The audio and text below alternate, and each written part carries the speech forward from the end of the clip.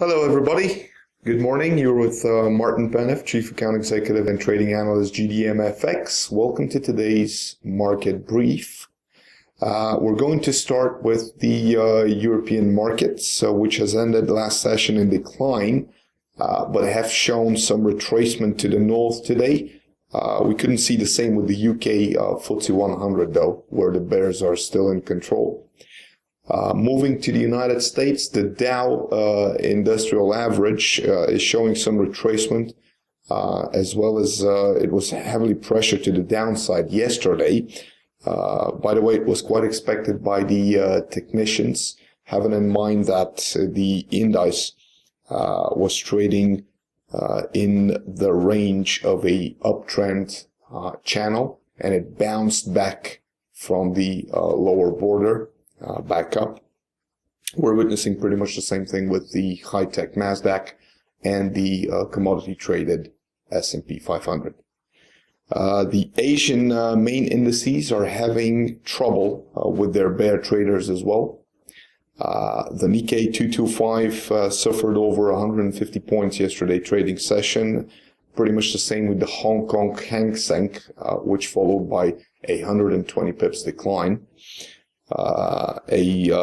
Moving ahead to New Zealand and the Australian markets, negative move on the main New Zealand indices, and then again the land down under pretty much is the only index which showed some positive signs yesterday. Moving ahead to commodities, starting with oil. As the geopolitical tensions step into the picture, the price retraced back from the decline since the beginning of the week with around $2.50 per barrel, and it reached almost $104 per barrel yesterday. And then again, we saw a little bit of a calming down in the tensions there, so the price moved back down to circling around $102.50 per barrel. The same with the yellow metal yesterday. It moved positively with around $26 per troy ounce. And then it has deleted the gain by half already, moving down, setting at around $13.13 per troy ounce, where it circles right now. In general, safe haven assets like the yen, the franc, the government bonds, and gold caught most of the risk aversion flows yesterday. Gold, as I said, rose by 1.3%, which was then again the strongest rally since June 19th.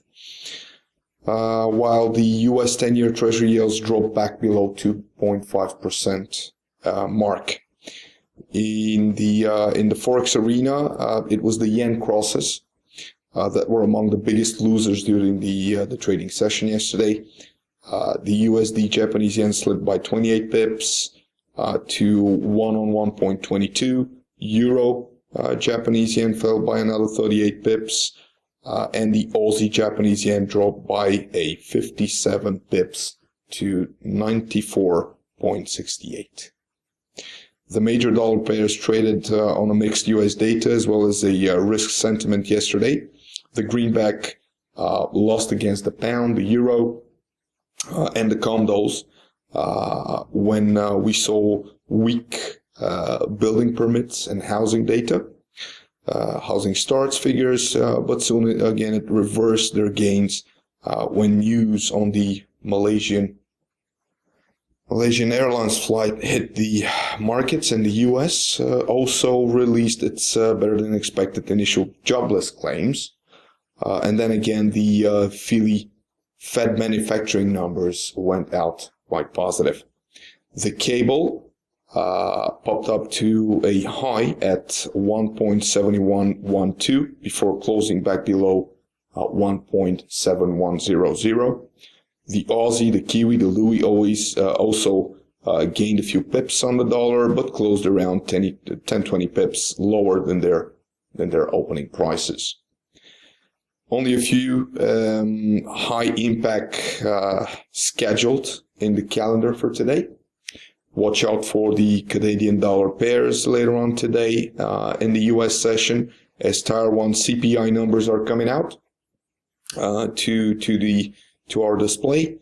And also in the end of the US session, we are to see the consumer spending power, which is going to be published from the Reuters University in Michigan. That was all from me from today. Thank you very much for staying tuned, and I wish you a successful trading day. Cheers. Bye-bye.